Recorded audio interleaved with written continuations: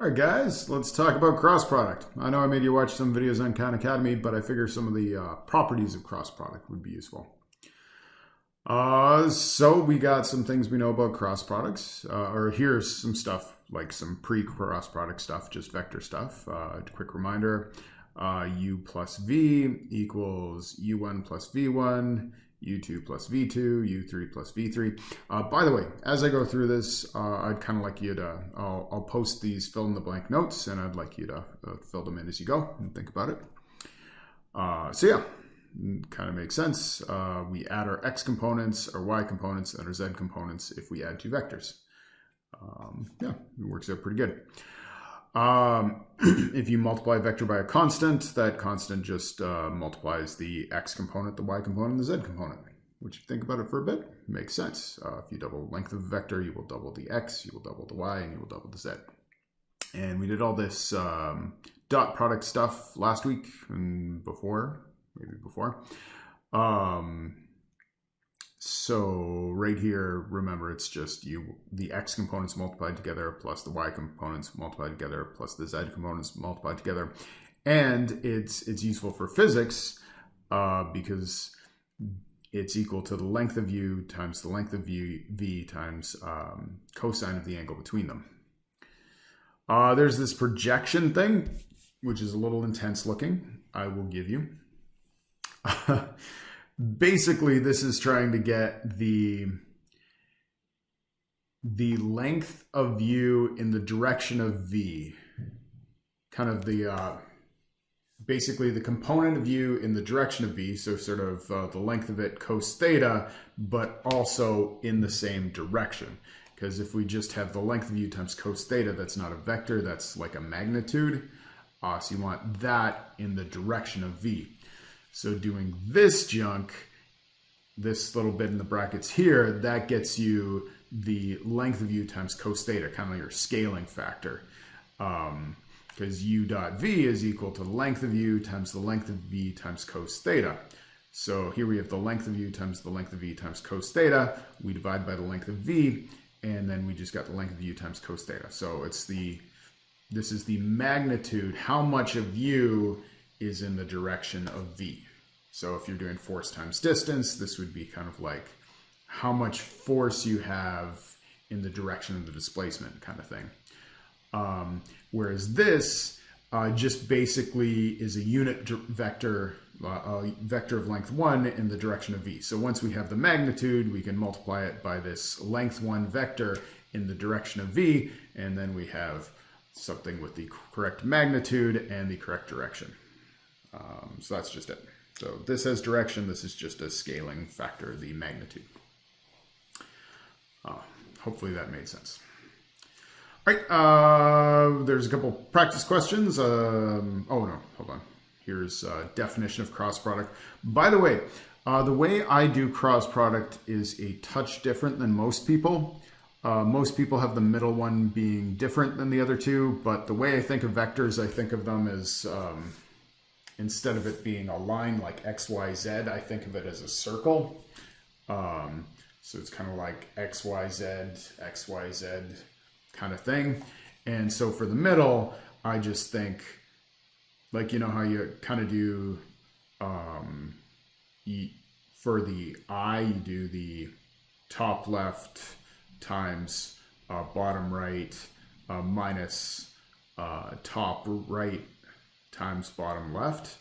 I do the same way, but I think this is the top left and that's the bottom right if you're thinking of it as a circle. Do the Khan Academy method or my method, either way is great. Yeah, but if you're just wondering why I have this, it's mathematically the same, but my notation is a little different.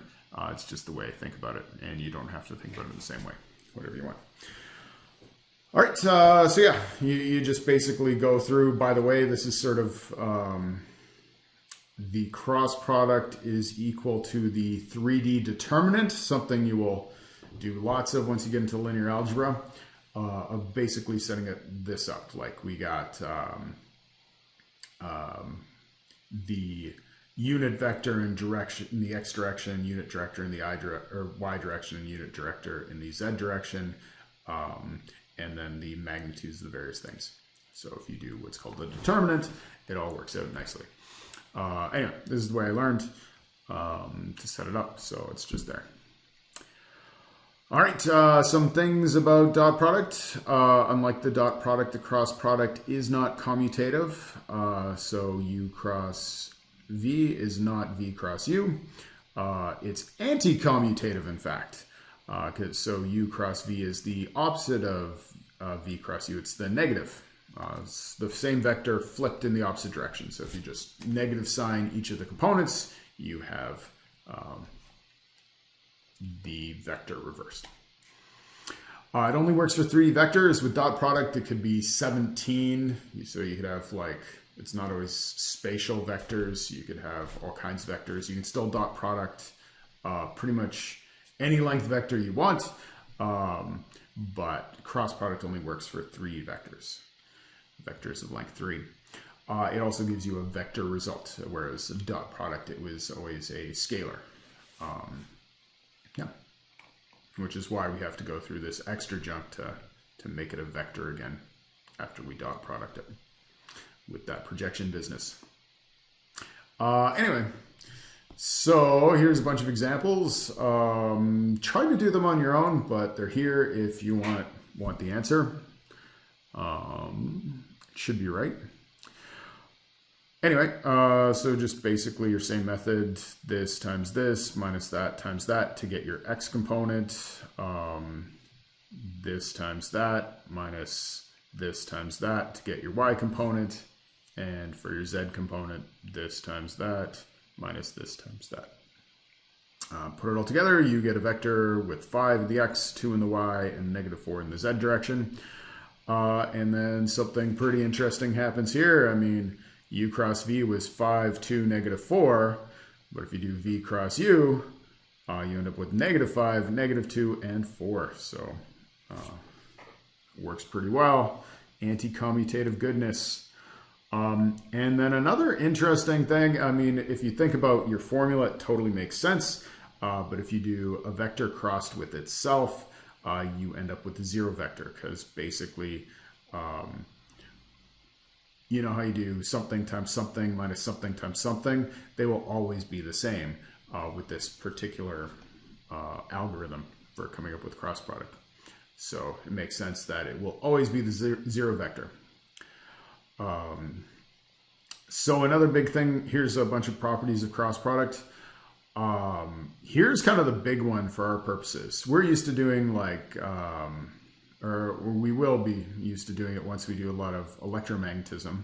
So a lot of the formulas are basically something times something else times sine theta, which is the angle between the vectors.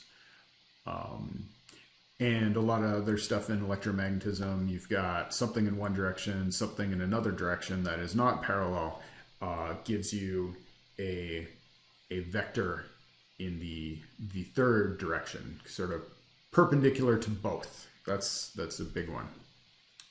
Anyway, so the length, the magnitude of U cross V, that's what these funny lines mean. We're talking about the magnitude, we don't care about the direction right now, is equal to the length, the magnitude of U times the magnitude of V times sine theta. So that's one of the useful things here. Again, U cross V is anti-commutative. And again, U cross U, you're going to end up with a 0 vector. In fact, for any parallel vectors, which we'll go over in a sec, U cross U, or U cross anything parallel to it is also 0, which comes from this guy with this scaling factor. So if you take a scaling factor and multiply it by U cross V, that's the same as taking the same scaling factor and multiplying it by the first vector before you do the cross product, or multiplying it by the second vector before you cross product. If you think about it, if a parallel vector is just the same vector times a scaling factor. Having two scalar vectors two parallel vectors cross product together is the same as a scaling factor times one vector crossed with itself. and we know a vector crossed with itself is just 0. Anyway, we also have the distributive property, I believe. So if you got u cross v plus w, you can do u cross v plus u cross w. Do be sure to get the order right, because it does matter. Because again, u cross v is not v cross u.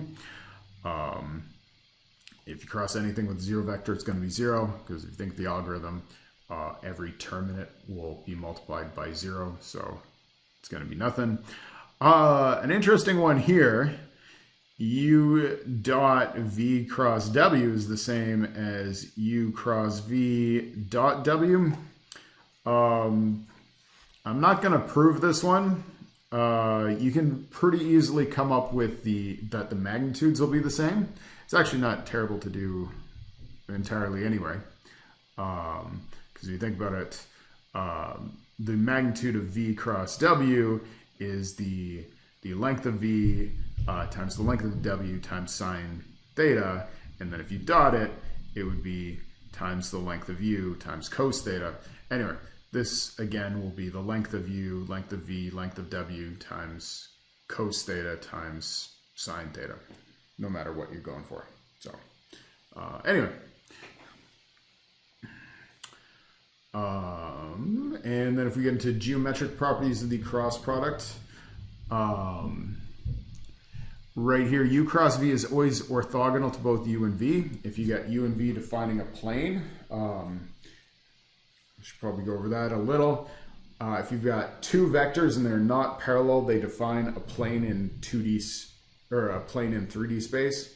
If you got two 3D vectors, because basically you can get to any point on the plane with some amount of moving in one of your two vector directions and some amount of moving in the other direction.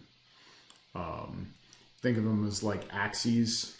Like if I could press a button and move forwards or backwards along one vector direction and move forward or backwards in the other direction, if I was playing a video game with it, I could get to any point in that plane defined by those two vectors. And when you do the cross product, you get something orthogonal, something perpendicular to the whole plane. It's like a normal to the plane. And if you think about it, there are two normals to any plane. One going out one side of it and one going out the other side of it, which makes sense that you can come up with both. One by doing one of the vectors cross with the other, and the other if you cross them in reverse. Yeah, that's all for now. Next I'll do a little video on the right-hand rule.